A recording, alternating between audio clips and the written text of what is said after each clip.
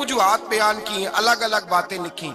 शेख मौक़िक़ शाह अब्दुल हक मुहद्दिस दिल्वी फरमाते नहीं, असल बात और थी।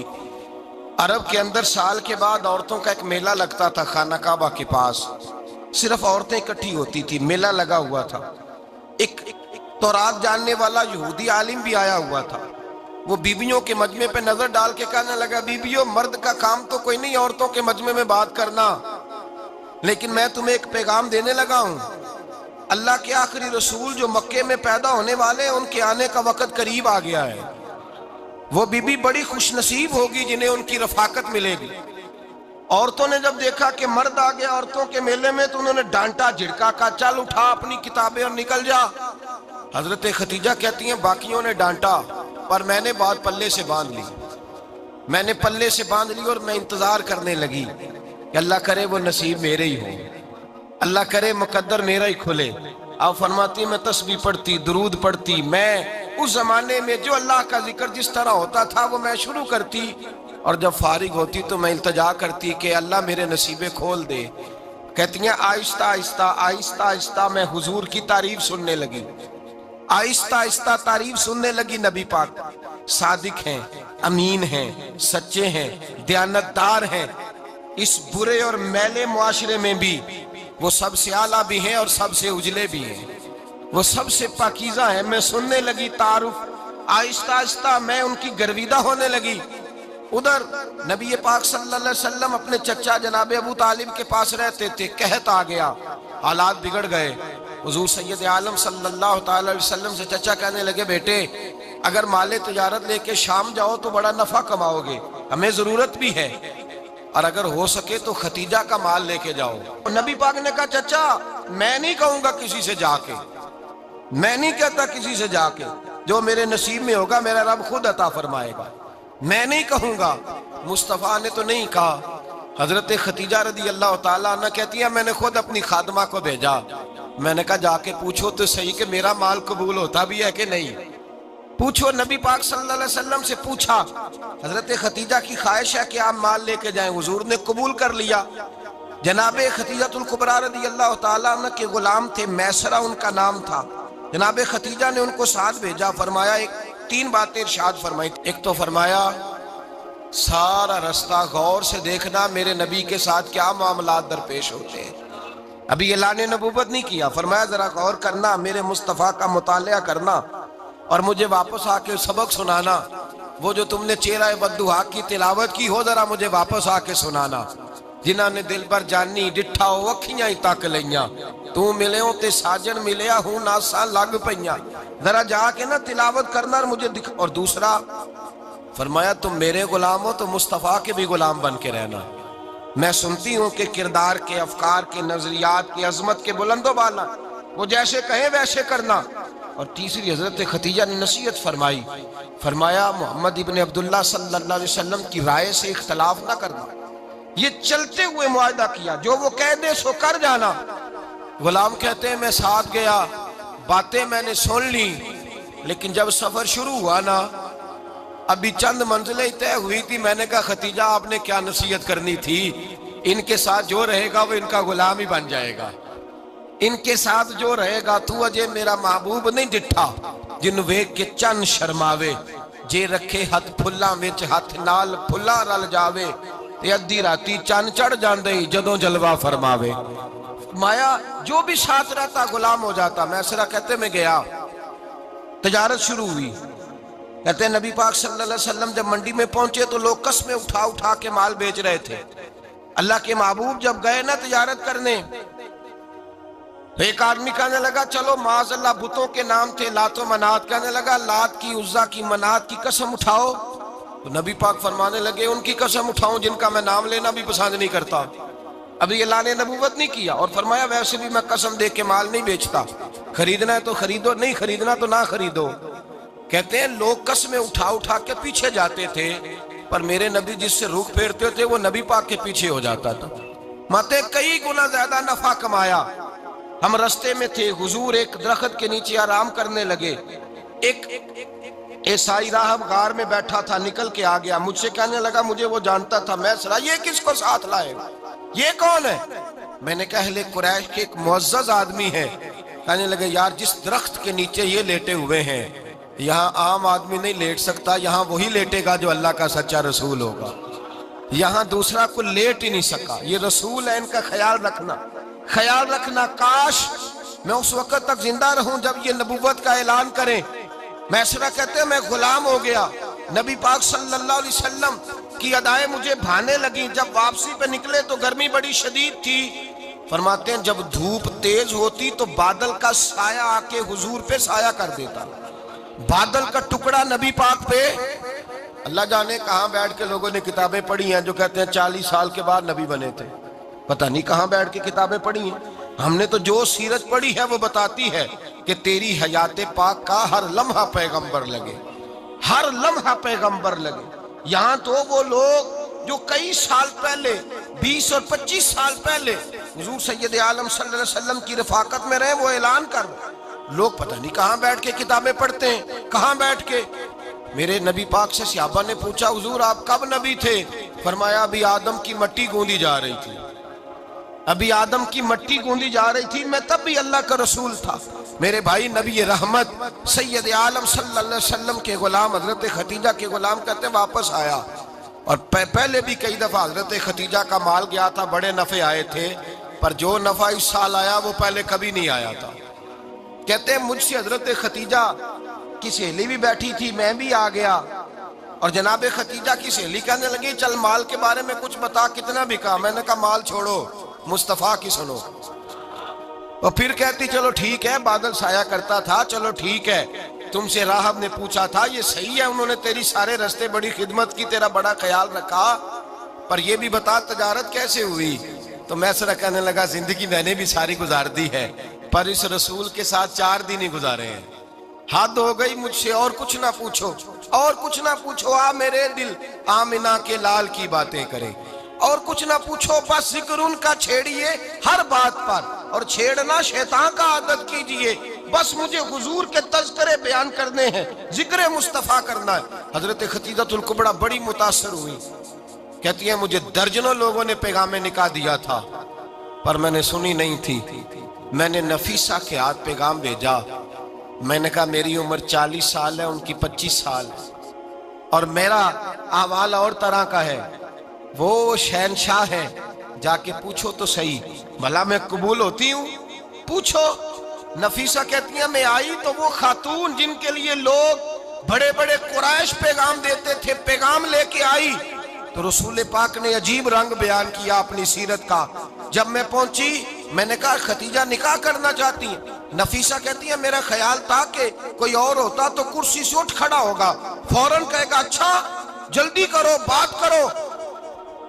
جب میں نے آ کے کہا نا حضور ختیجہ نکاح کرنا چاہتی ہے، تو نبی پاک نے میری طرف دیکھا، فرمایا وہ کہتی ہیں کہ تم کہتی ہو؟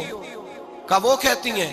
تو حضور نے فرمایا ٹھہر جاؤ، میں اپنے چچا سے پوچھ کے بتاؤں گا، میں مشورہ کروں گا، میں پوچھ کے بتاؤں گا۔ آج بچوں کو کچھ سبق بڑے یاد ہیں، کہتے ہیں پسند کی شادی کرنا حضرت صاحب ناجائز ہے، پسند کی شادی کرنا کوئی ناجائز ہے؟ اور میں نے کہا بھائی صرف ایک ہی جائز چیز رہ گئی اور کوئی شے جائز نہیں، یہ ایک ہی جائز چیز ہے جس کا فتویٰ سارے نوجوان پوچھتے پھرتے ہیں، سارے رانجے بنے پھرتے ہیں، مجنوں بنے پھرتے ہیں، سارے مئی وال ہو گئے۔ اللہ پاک وہ ہدایت کی توفیق عطا فرمائے، سارے اس بری لت کا شکار ہو گئے۔ او بھائی نبی پاک سوائے خدا کے کسی کے پابند نہیں، لیکن میرے مصطفیٰ نے اپنی امت کو یہ درس دیا ہے کہ جو بڑوں کے شفقت کے سائے میں چلتا ہے اللہ اس کی مدد فرمایا کرتا ہے۔ تجھے کیا پتا تیرا اچھا بھلا کس بات میں؟ کہا نکاح کرنا چاہتی ہوں، فرمایا چچا سے پوچھ کے بتاؤں گا۔ ختیجہ رضی اللہ تعالیٰ عنہ کہتی ہیں انہوں نے پوچھا، جناب ابو طالب کہنے لگے یہ تو خوش قسمتی ہے کہ ہمیں ایسی بہو مل جائے جس کے کردار میں، افکار میں، نظریات میں اتنی نفاست ہو۔ مصطفیٰ کریم کے ساتھ نکاح ہوا، قربان جائیں۔ حضرت ختیجہ الکبریٰ کی شادی ہوئی تو بھائی بڑا مشکل ہوتا ہے، بڑا مشکل ہوتا ہے اپنے آپ کو ڈھالنا، لیکن جناب ختیجہ کی زندگی اٹھا کے دیکھو، میں یہ نہیں کہہ سکتا وہ کروڑ پتی تھی، ارب خرب کی میں بات ہی نہیں کر سکتا، اور 20 نوکرانیاں تھیں ان کے پاس، درجنوں ان کے پاس غلام تھے، لیکن جب رسول اللہ کے دروازہ نور پہ آئی ہیں، انہوں نے میرے نبی کے گھر میں جھاڑو بھی دیا ہے، انہوں نے حضور کے کپڑے بھی دھوئے ہیں، انہوں نے رسول اللہ کے لیے اپنے ہاتھوں سے کھانا بنایا، انہوں نے دیکھا کہ نبی پاک صلی اللہ علیہ وسلم کو دولتوں سے، تجارتوں سے، سرمایے سے پیار نہیں، جتنی دولت تھی شام کو لا کے قدموں میں رکھ دی، کہا محبوبہ جب میں تیری ہوں تو میری ہر شے ہی آپ کی ہے۔ چند دنوں میں حضور نے ساری چیزیں دے دی اللہ کے رستے میں، ہر چیز نبی پاک نے دے دی۔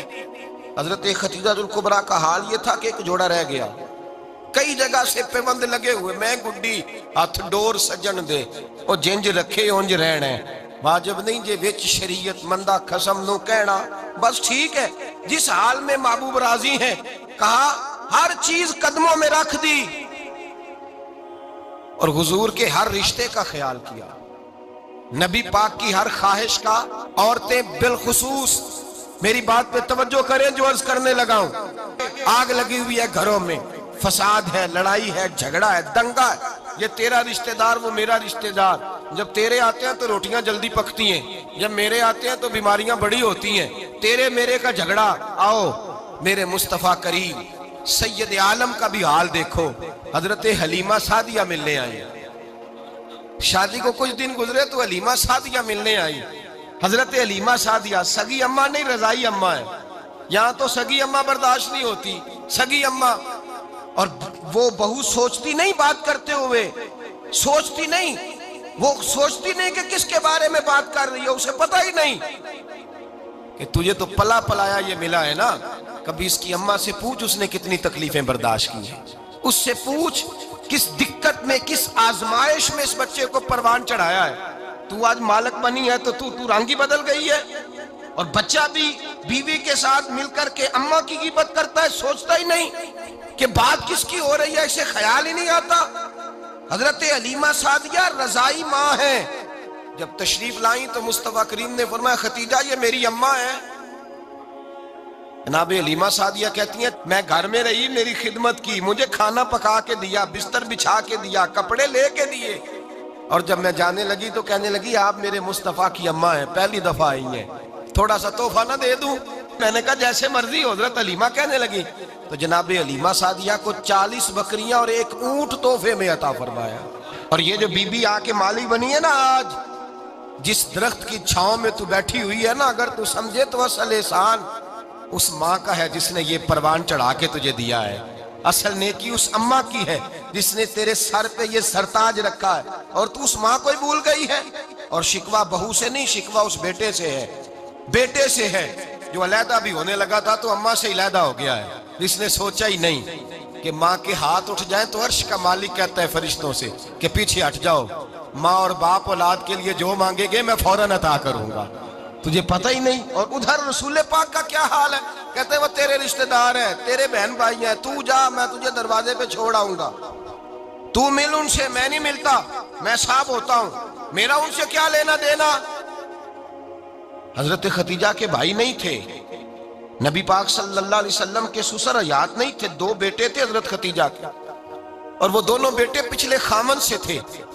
ذرا عقل کی کسوٹی پر تولیے گا کہ کسی بی بی کے بیٹے ہوں اور پچھلے خامن سے ہوں، اس آدمی کا رویہ کس طرح کا ہوتا ہے، لیکن میرے رسول پاک کا رویہ اس طرح کا تھا۔ میں آپ کو سیرت کی کتابوں سے امام حلبی نے، کستلانی نے، صاحب فتح الباری نے لکھا ہے، رسول کائنات سید عالم صلی اللہ علیہ وسلم سوئے ہوتے تھے، اور جاگو اور سنو، اللہ کرے حضرت خدیجہ کا میرے نبی سے رشتہ اور میرے نبی کا حضرت خدیجہ کا رشتہ ہماری سمجھ میں آ گیا تو سمجھ لو ہمارے گھر جنت بن جائیں گے، روشنی پھیل جائے گی، سمجھو اور سیکھو۔ حضرت عائشہ صدیقہ فرماتی ہیں نبی پاک سو جاتے تھے نا دوپہر کو تو کہتی تھی مولا علی سے لے کر ابو بکر صدیق تک کسی کی طاقت نہیں ہوتی تھی حضور کو آ کے بیدار کرے، سوء ادب سمجھا جاتا تھا۔ اور میں ایک جملہ آگے بڑھا کے کہوں گا، میں کہوں گا اماں جی آپ تو مولا علی سے لے کر ابو بکر صدیق تک فرماتی ہے نا، ہمارا تو عقیدہ یہ ہے کہ مصطفیٰ سو جائے تو جبریل بھی نہیں جگا سکتے، وہ بھی نہیں آ سکتے، وہ بھی ہاتھ باندھے کھڑے ہیں کہ مولا کیسے جگاؤں، حضرت جبریل بھی نہیں جگا سکتے، لیکن حضرت عائشہ صدیقہ فرماتی ہیں میں تھی مدینے میں کہ حضرت خدیجہ کے وصال، میں مدینے میں حضور کے گھر میں تھی، نبی پاک میرے گھر میں موجود تھے اور سید عالم سوئے ہوئے تھے، حضرت خدیجہ کے پچھلے خامند کے بیٹے جناب حالہ آ گئے اور وہ مسجد میں آ کے بولے، مسجد میں توجہ کرنا، مسجد میں بولے، انہوں نے مسجد میں آ کے پوچھا کہ نبی پاک کہاں ہے؟ مسجد میں۔ تو جناب عائشہ صدیقہ فرماتی ہیں حضور سوتے ہوئے بیدار ہو گئے، حضور طامت سمیٹی، فوراً سر کے اوپر کپڑا رکھا۔ میں نے کہا حضور کہاں جا رہے ہیں؟ فرماتی ہے میں نے ایک دفعہ پوچھا تو حضور نے 3 دفعہ فرمایا میرا حالہ آ گیا ہے، میرا حالہ آ گیا ہے، میرا حالہ آ گیا ہے، خدیجہ کا بیٹا آ گیا ہے۔ میرے رسول پاک صلی اللہ علیہ وسلم نے بی بی کے رشتوں کا جو تقدس بیان کیا اس کو سمجھیے، فرمایا حالہ آیا ہے، بیدار ہو کے خود تشریف لے گئے۔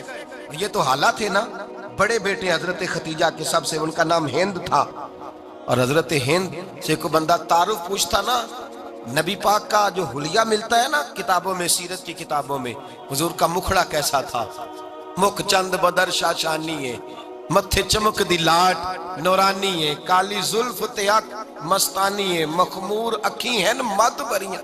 یہ جو حضور کا حلیہ ملتا ہے نا، یہ حضرت ہند کا بیان کیا ہوا ہے۔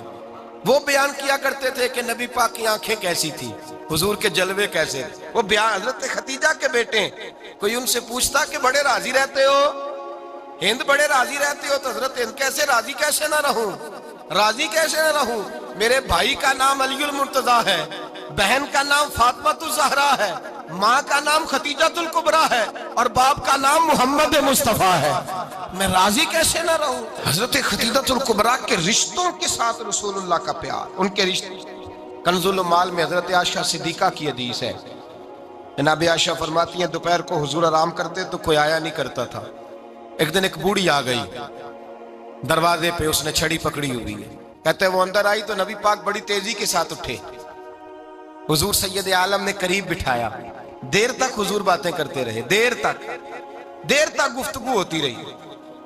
فرماتے ہیں حضور نے اسے کوئی اضافی وقت دیا، عام صحابہ اس وقت آتے نہیں تھے، حضور کے آرام کا وقت تھا، اضافی وقت دیا نبی پاک نے، اور فرماتے ہیں جب وہ جانے لگی تو نبی پاک نے تحفے بھی عطا فرمائے، اور پھر ایک غلام سے، حضرت بلال سے یا کسی غلام سے فرمایا کہ ساتھ جاؤ اور گھر چھوڑ کر کے آؤ۔ نبی پاک صلی اللہ علیہ وسلم نے اعزاز دیا۔ حضرت عائشہ صدیقہ فرماتی ہیں دیر تک ملاقات بھی، تحفے بھی، انفرادی ملاقات۔ بعد میں نبی پاک صلی اللہ علیہ وسلم لیٹ گئے، میرے دل کے اندر خیال آیا کہ حضور جائیں گے اور جب رات کو واپس آئیں گے تو پھر میں پوچھوں گی کہ حضور یہ بی بی کون ہے، حضور اب آرام کر رہے ہیں۔ فرماتی ہیں میرا خیال تھا کہ یہ سوال شام تک میرے ذہن میں رہے گا کہ یہ کون ہے، آپ نے بڑا اعزاز دیا، دروازے تک چھوڑنے گئے۔ حضرت عائشہ صدیقہ فرماتی ہیں میں سوچ رہی تھی آرام کر رہے ہیں، اور میں نے جیسے ہی نگاہ ڈالی تو حضور تو گہری سوچ میں گم ہے، نبی پاک سوچوں میں گم ہے اور بے آنکھیں کھلی ہوئی۔ فرماتی ہے میں قریب جا کے بیٹھی، قدموں پہ ہاتھ رکھا، میں نے کہا محبوبہ یہ بی بی کون تھی، اتنی دیر آپ نے ملاقات کی اور وہ چلی گئی ہے تو ابھی خیالات ہیں، تصورات ہیں۔ فرماتی ہے میں نے پوچھا تو مصطفیٰ کی آنکھوں میں آنسو آ گئے، نبی پاک رو دیے، اٹھ کے بیٹھ گئے۔ میں نے کہا حضور کیا ہوا، میں نے تو آپ کو پریشان کر دیا، میں معذرت چاہتی ہوں۔ حضور نے فرمایا عائشہ ایسی کوئی بات نہیں، اس بی بی کے بارے میں پوچھتی ہو جسے میں نے زیادہ عزت دی ہے، زیادہ پیار کیا ہے، ذرا زیادہ اس کے ساتھ میں نے توجہ کی ہے۔ ہاں یا رسول اللہ میں نے انفرادی رنگ دیکھا ہے، روٹین سے بڑھ کر آپ نے محبت فرمائی۔ تو میرے مصطفیٰ نے فرمایا یہ جو عورت آئی تھی نا، جو میرے پاس بیٹھی رہی ہے، یہ میری زوجہ جناب خدیجہ کی سہیلی ہے، یہ حضرت خدیجہ کی سہیلی ہے، جناب خدیجہ کی سہیلی۔ فرمایا یہ مکے میں خدیجہ سے ملنے آیا کرتی تھی، خدیجہ اسے وقت دیتی تھی، پاس بٹھاتی تھی، کھانا کھلاتی تھی، دکھ سکھ سنتی تھی، اور تھوڑی غریب ہے، جب یہ جاتی تھی تو خدیجہ تحفے بھی دیتی تھی۔ فرمایا آج جب یہ آئی ہے تو خدیجہ کی یادیں تازہ ہو گئی ہیں، دیر تک میں نے اس سے بات کی ہے، گفتگو کی ہے، جاتے دفعہ تحفہ دیا ہے، اس لیے کہ حسن العہد من الایمان، اچھے طریقے سے وعدہ نبھانا یہ بھی ایمان کا حصہ ہے، اچھے طریقے سے عہد نبھانا، تعلقات نبھانا یہ بھی ایمان کا حصہ ہے۔ حضرت خدیجہ کی سہیلیوں سے رسول اللہ صلی اللہ علیہ وسلم کا رشتہ، پہلی وحی نازل ہوئی نبی پاک پر۔ اب حضور جب ابتدائے وحی کے ایام آئے تو حضرت خدیجہ فرماتی ہیں رسول پاک غار حرا میں چلے جاتے، کئی کے دن وہاں رہتے، پہلی وحی آئی تو قرآن مجید کی تاثیر یہ ہے کہ لو انزلنا ھذا القرآن علی جبل لرأیتہ خاشعا متصدعا من خشیۃ اللہ، فرمایا اگر میں پہاڑوں پہ نازل کروں قرآن کو تو وہ بھی میرے خوف سے ریزہ ریزہ ہو جائے.